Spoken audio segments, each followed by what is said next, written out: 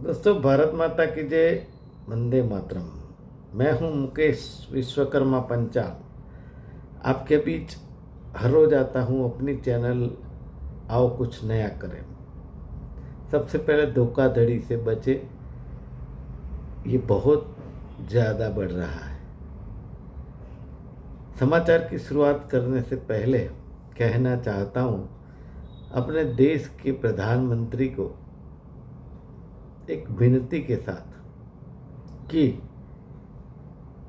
आज देश का हर बच्चा बच्चा, जिस तरह एक गाना था कि भारत का बच्चा बच्चा जय श्री राम बोलेगा, लेकिन आज भारत का बच्चा बच्चा ये बोल रहा है, ये याद कर रहा है कि 2 दिन पहले मोदी जी आपने आके कहा 1 साल के लिए सोना खरीदना बंद कर दीजिए, वर्क फ्रॉम होम कर दीजिए, विदेश यात्रा बंद कर दीजिए। आप और आपके मंत्री विदेश जाए उससे कोई परहेज नहीं है, लेकिन जनता को ये सब करना होगा, क्योंकि जो अपना धन है वो बाहर जा रहा है। आपकी विदेश नीति के चलते आज मैंने देखा न्यूज़ में कि हॉर्मुज स्ट्रेट जो है उसमें अपना एक जहाज बम मार के डुबो दिया गया और एक जहाज ईरान अपनी तरफ ले गया। ये विदेश नीति का नतीजा है और बहुत बढ़िया है। जिस तरह से पेट्रोल डीजल के दाम बढ़े, उसी के 2 दिन पहले ये जो बच्चे हैं, भारत देश का बच्चा बच्चा जो है वो ये कह रहा है कि हॉर्मुज स्ट्रेट से ऑयल पेट्रोल डीजल आता है, दूध नहीं आता, जो दूध में 3-4 रुपये बढ़ा दिए। और आप जवाबदेही है, सरकार चला रहे तो जवाब तो सब देना ही होगा। लेकिन मैं ये समझता हूं कि ईरान और अमेरिका और इजराइल का जो युद्ध है ये कोई आजकल या 1 महीने से नहीं चल रहा, करीबन 4-6 महीने हो गए।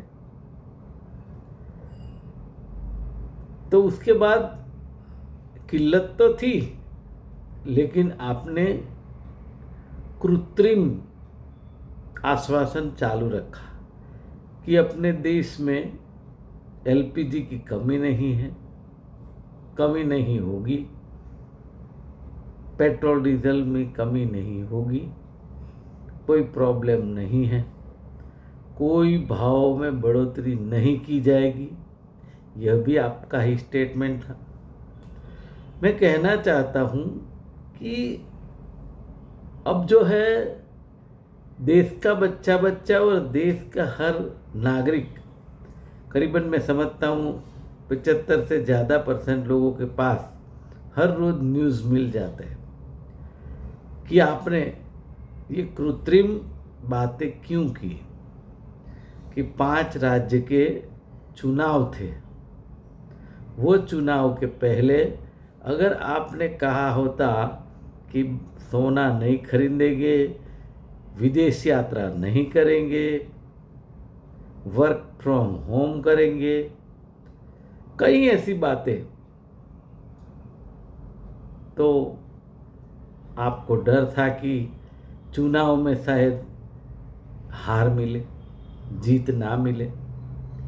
तो इसका मतलब देश की जनता को समझ में आ गया है कि आप प्रधानमंत्री है, सर्वोच्च स्थान है देश का, लेकिन सिर्फ चुनावी मोड में क्यों हर वक्त। देखिए डॉलर ₹95 इतना गिर गया अपना रुपया। याद कीजिए वो दिन मोदी साहब, जिस दिन स्वर्गस्थ डॉक्टर मनमोहन सिंह जी की सरकार थी, आप यहाँ के हमारे मुख्यमंत्री थे।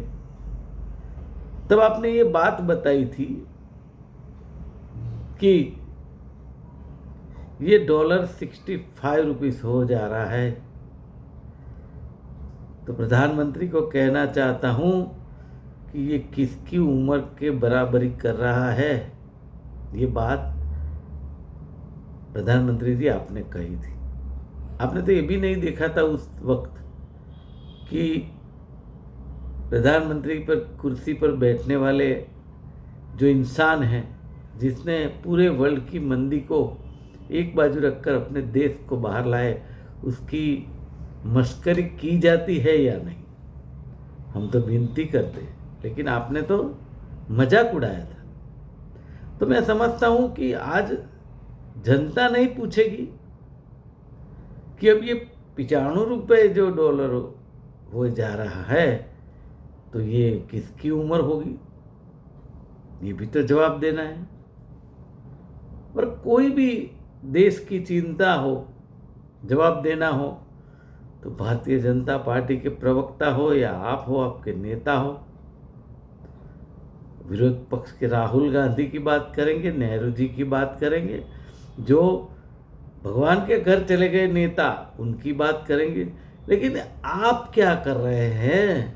आपको क्या करना है देश के लिए? सत्ता आपके साथ है, सत्ता में आप है, तो आप राहुल गांधी की चिंता करेंगे और लोगों की चिंता करेंगे। क्यों?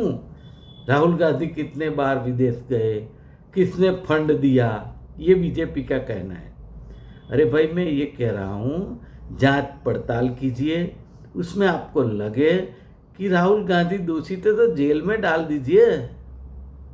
अब तो ये लोग हैं कि रात को संसद खोलकर राहुल जी का संसद पद ले रहे हैं। अब तो ये लोग हैं। आपको देर कितनी है? आप जिसको लगे उसको जेल में डाल दीजिए, लेकिन बात देश की कीजिए, देश की जनता की कीजिए, महंगाई की कीजिए, बेरोजगारी की कीजिए। ये जो एग्ज़ाम्स जो होती है, जैसे कि नीट, उसमें जो धांधली हुई है उसकी बात कीजिए, क्यों हो रही है उसकी चिंता कीजिए। ये कोई छोटी मोटी बात नहीं है जो नीट की एग्ज़ाम में धांधली हुई है। और अभी तो ऐसा बाहर आया है कि पहले की एग्ज़ामों में कई ऐसे लोग स्टूडेंट पास हो गए, अब ये लोग डॉक्टर भी बन के प्रैक्टिस कर रहे हैं। पता नहीं क्या होगा देश की जनता का, ये चिंता का विषय है, लेकिन आप ये नहीं कर रहे। प्रधानमंत्री जी, आपसे लोगों को उम्मीद है और थी, लेकिन आज जिस तरह का आप बयान हर वक्त देते हैं, उसमें कहीं ना कहीं कुछ फ्रस्ट्रेशन हो ऐसा लग रहा है। क्योंकि जैसे गुजरात में चुनाव था, आपने बोला था कि अगर कांग्रेस को वोट देंगे तो आपकी भैंस छीन ली जाएगी, महिलाओं के मंगलसूत्र छीन लिए जाएंगे, पर्ण की टोटी चली जाएगी। तो इस तरह का जो बयान था और आपने दिया था, तो उससे देश की जनता में एक ऐसा माहौल बाहर आया है कि ये प्रधानमंत्री जी ऐसा क्यों कह रहे हैं, क्यों, आखिरकार क्यों। और अगर आपको महिला की चिंता है, आपने बिल पास नहीं हुआ तो दूसरे दिन मन की बात में कहा कि महिलाओं को अन्याय किया गया, तो मैं एक महिलाओं की बात आपसे करना चाहता हूँ। अगर इसमें कुछ सुधार ला सके तो लाइए। हम महिलाओं की चिंता करते हैं कि जिस तरह जाति जनगणना का आयोजन किया गया है, उसमें कई सारे जो शिक्षा से जुड़े हुए शिक्षक जो है अपने, उनको ड्यूटी दी गई है और वो ड्यूटी कर रहे हैं। मैंने कई महिलाओं से मिलना जुलना बात करना हुआ, एक महिला का ये कहना है कि ये मोदी साहब इस तरह हमारी चिंता करते हैं कि यहाँ मैं रहती हूँ, वहाँ से 20 किलोमीटर दूर मेरी अपॉइंटमेंट वहाँ पे निमणूक की गई है कि यहाँ आप जनगणना करेंगे घर घर जाकर, और वो रहती है 20 किलोमीटर दूर। तो क्या आपके पास डेटा नहीं है कि ये महिला कहाँ रहती है, ये शिक्षक कहाँ रहता है?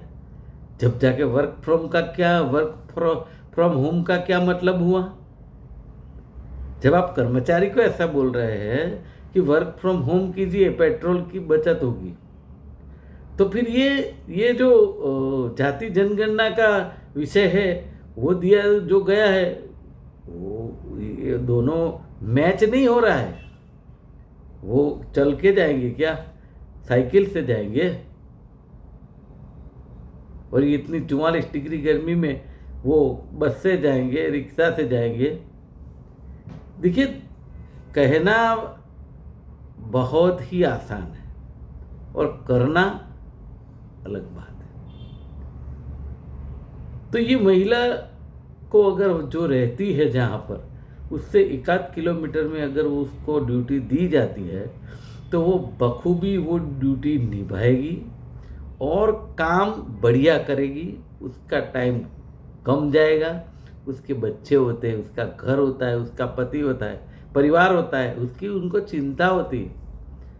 तो क्या आपने महिला की चिंता की? किस तरह ऐसी ड्यूटी दे दी गई? ये आपका जुम्मा है, आपकी सरकार है, और आपके सरकार के आला अधिकारियों का ये एक पूरी एक साजिश करके रखी है।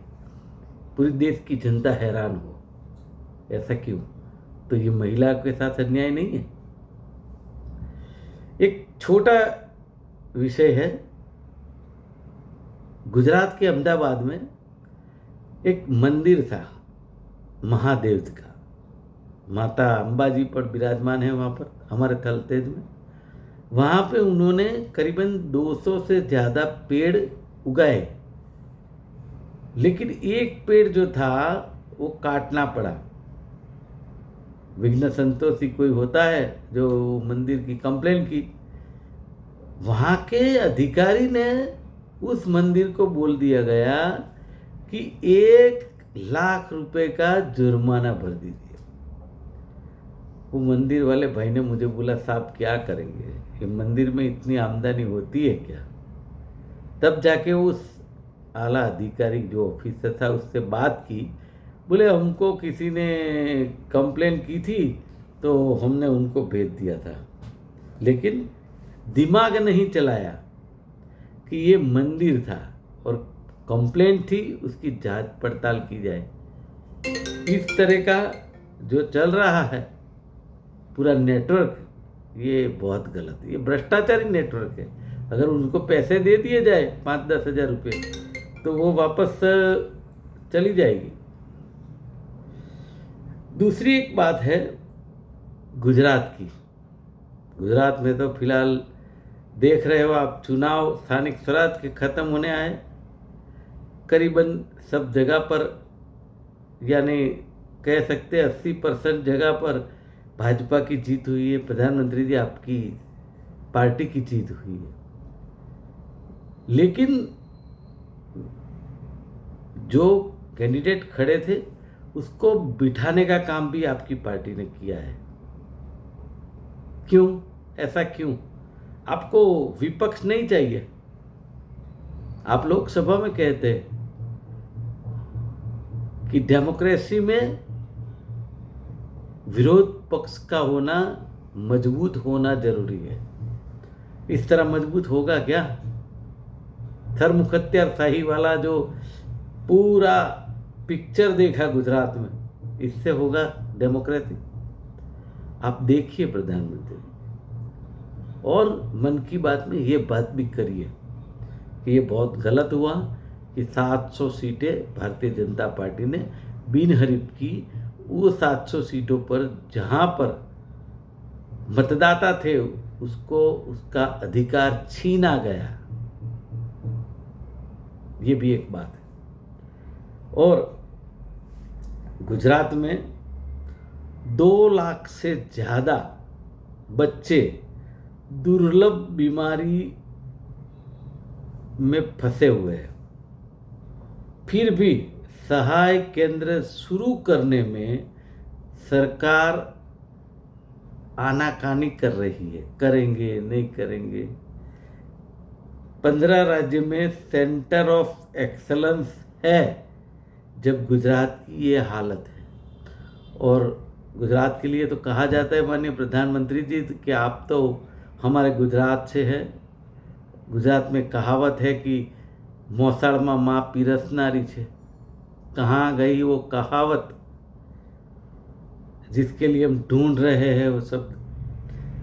दुर्लभ बीमारी के अत्यंत महंगे इंजेक्शंस और आर्थिक सहाय लेने के लिए गुजरात के शिशु यानी बच्चे अन्य राज्यों की जो दूसरे राज्य है जैसे कि राजस्थान रहा, दिल्ली, पंजाब, वहाँ पर धक्के खा रहे हैं कि कुछ सहाय यहाँ से मिल जाए। तो माननीय प्रधानमंत्री जी, ये आपको इसलिए बताया कि देश की हालत अभी इस कदर है। अगर आप कुछ कर सके तो कीजिए, नहीं तो गुजरात की जनता ने तो आपको वोट दे दिए है, अब भगवान जाने क्या होगा। आज के लिए बस इतना ही। आपका बहुत बहुत धन्यवाद, क्योंकि सोचना गुजरात की और देश की जनता को है। वंदे मातरम।